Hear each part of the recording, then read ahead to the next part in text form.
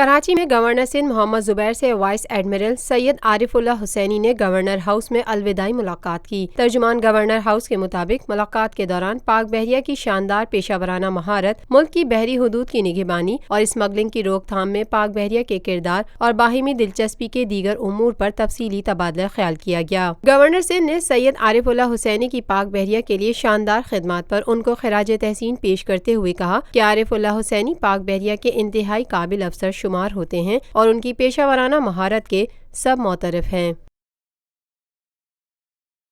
Lotus Lake Towers, a groundbreaking endeavor by Lotus Properties.